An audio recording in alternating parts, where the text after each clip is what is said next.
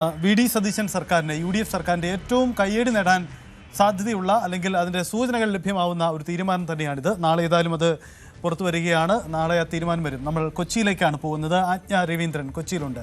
ആജ്ഞ, അല്പസമയം മുമ്പ് ആജ്ഞയോടാണ് അവിടെ നിരവധി സ്ത്രീജനങ്ങൾ ഇത് സംബന്ധിച്ച് പ്രതികരിച്ചത്. എല്ലാവരും കൈയടിച്ച് സ്വീകരിക്കുകയാണ്. എല്ലാവർക്കും സൗജന്യം നൽകേണ്ടതില്ല, ചിലർക്ക് മാത്രം മതി എന്ന നിലപാടൊക്കെ എടുക്കുന്നവരുമുണ്ട്.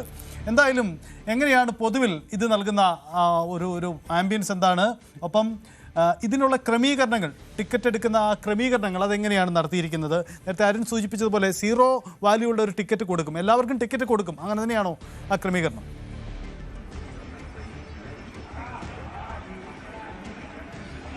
സജിത്ത്, നിലവിൽ അതായത് നാളെ 8:30 ഇനാഗുറേഷൻ കഴിഞ്ഞ ശേഷം 9 മണിയോട് കൂടിയ ഈ മെഷീൻസ് എല്ലാം ആക്റ്റീവ് ആവുമെന്നാണ് അറിയിച്ചിരിക്കുന്നതാണ്. അതിനുശേഷം മാത്രമേ ഈ ഫ്രീ സർവീസ് ലഭിക്കുകയുള്ളൂ.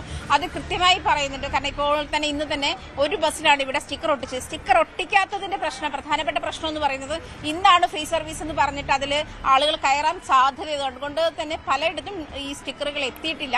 വൈകുന്നേരത്തോടു കൂടി ഒരു അരമണിക്കൂറത്തെ കാര്യമേ ഉള്ളൂ. വൈകുന്നേരത്തോടു കൂടി അതിന്റെ പരിപാടികളെല്ലാം പൂർത്തിയാക്കുമെന്നാണ് സ്റ്റേഷൻ മാസ്റ്റർ അല്പം മുമ്പ് നമ്മളോട് അറിയിച്ചത്. അങ്ങനെയാണ്. എന്നിരുന്നാലും സജിത സൂചിപ്പിച്ചതുപോലെ ഇതിൽ പ്രധാനപ്പെട്ട ഒരു കാര്യം എന്ന് പറയുന്നത് ഈ സ്ത്രീകൾ എവിടെ മുതൽ എവിടെ വരെ യാത്ര ചെയ്യുന്നു എന്നുള്ള കാര്യം. അതായത് അതിന്റെ ഡിസ്റ്റൻസിനനുസരിച്ചുള്ള ദൂരം ഈ മെഷീനിൽ അതിനനുസരിച്ചുള്ള വാല്യൂ മെഷീനിൽ അടയാളപ്പെടുത്തുകയും അവർക്ക് ലഭിക്കുന്ന ടിക്കറ്റ് 0 ടിക്കറ്റും ആയിരിക്കും, 0 വാല്യൂ ടിക്കറ്റും ആയിരിക്കും ലഭിക്കുക. എന്തായാലും ഇത് കുറച്ചാളുകൾ അതിനെ നന്നായി തന്നെ സ്വാഗതം ചെയ്യുന്നുണ്ട്. മിസ്യൂസ് ചെയ്യപ്പെടാനുള്ള സാധ്യതയുണ്ട് എന്ന് പറയുന്നുണ്ട്. പ്രത്യേകിച്ചും ഇത് ആവശ്യമില്ലാത്ത ആളുകളും ആവശ്യമുള്ള ആളുകളുമുണ്ട്.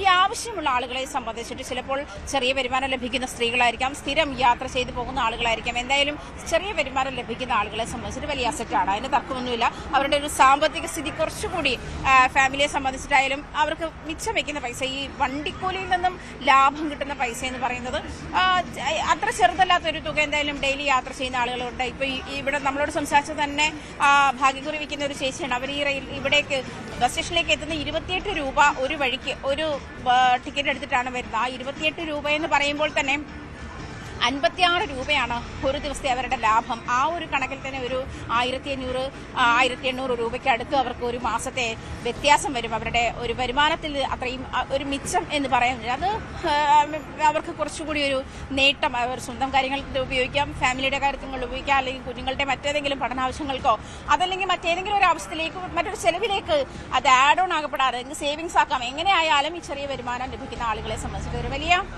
ഒരു അസറ്റാണ് എന്നുള്ള അഭിപ്രായം വന്നു. പക്ഷെ അത് മിസ്യൂസ് ചെയ്യപ്പെടുന്ന ഒരു സാഹചര്യം.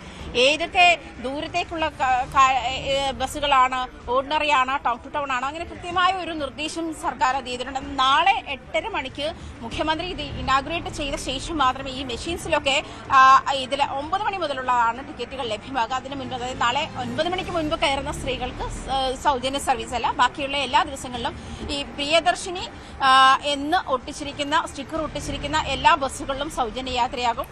ഈ സൗജന്യ യാത്രയ്ക്ക് എടുത്തു പറയുന്ന ഒരു കാര്യം എന്ന് പറയുന്നത് നാളെ 9 മണിക്ക് ശേഷം മാത്രമേ ലഭിക്കുകയുള്ളൂ. ഇന്നും പല ബസ്സുകളിലും സ്റ്റിക്കറുകൾ ഒട്ടിച്ചെങ്കിലും അതിപ്പോഴും സർവീസ് നടത്തുന്നുണ്ട്. രാവിലെ 6:15 സർവീസ് തുടങ്ങിയപ്പോൾ മുതൽ അത്തരം തർക്കങ്ങൾ നടക്കുന്നുണ്ട്. അത് കണ്ടക്ടർമാർ തന്നെ സാക്ഷ്യപ്പെടുത്തുന്നുണ്ട്. അത്തരം തർക്കങ്ങൾ നടക്കുന്നുണ്ട്. സ്ത്രീകൾക്ക് സൗജന്യ യാത്ര എന്നുള്ള ഒരു സാഹചര്യത്തിലേക്ക് വരുമ്പോഴും അതിലെ ക്ലാരിറ്റി വരുന്നത് ഇങ്ങനെയാണ്. എന്തായാലും 0 വാല്യൂ ആയിട്ടുള്ള ഒരു ടിക്കറ്റാണ് അവർക്ക് നൽകുക.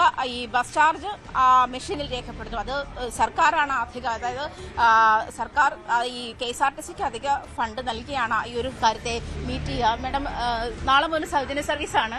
അപ്പോൾ അതിനെങ്ങനെ നോക്കിക്കാണുന്നു?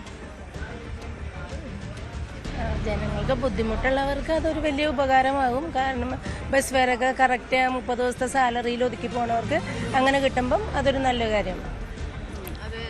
കൂടുതലും ഈ സാമ്പത്തിക ബുദ്ധിമുട്ട് കാരണം ദിവസം സാധനങ്ങൾക്ക് വിലക്കയറ്റമുള്ള സ്ഥിതിക്ക് അവർക്ക് ഇങ്ങനെ ഒരു ഇത് കിട്ടുമ്പോഴേക്കും ആ 30 ദിവസത്തേക്ക് കരുതി വെച്ചിരിക്കുന്ന ലാഭമായിട്ടുള്ള തുക ഇത് ലാഭമായി കിട്ടുമല്ലോ ഈ ബസ് ഫെയർ കയ്യിലിരിക്കുമ്പോൾ. അപ്പം മറ്റുള്ള കാര്യങ്ങൾ സാധിക്കാൻ പറ്റും. അത് തന്നെയാണ് സജിത, ആ ഒരു നിരീക്ഷണം തന്നെയാണ് കൂടുതലും വന്നിട്ടുള്ളത്. പ്രത്യേകിച്ചും സ്റ്റാൻഡിൽ ചില പുരുഷന്മാരൊക്കെ നിൽക്കുന്നുണ്ടല്ലോ, അവരോടുകൂടി ചോദിച്ചു നോക്കൂ, സ്ത്രീകൾക്ക് മാത്രം സൗജന്യം മതിയോ എന്ന കാര്യം. ഡിപ്പോയിൽ ചില പുരുഷന്മാർക്കില്ലേ, അവരോടും കൂടി ചോദിച്ചു നോക്കൂ, സൗജന്യം സ്ത്രീകളിൽ മാത്രം ഒതുക്കിയാൽ മതിയോ എന്ന കാര്യം, അവരുടെ അഭിപ്രായം കൂടി അറിയാം. യെസ്, ആജ്ഞയെ നമുക്ക് കണക്ട് ചെയ്യാനാവുന്നില്ല. ആജ്ഞയിലേക്ക് തിരികെ വരാം, കൊച്ചിയിലേക്ക് മടങ്ങി വരാം. കൂടുതൽ വാർത്തകൾക്ക് news 18 Keralam YouTube channel subscribe ചെയ്യുക.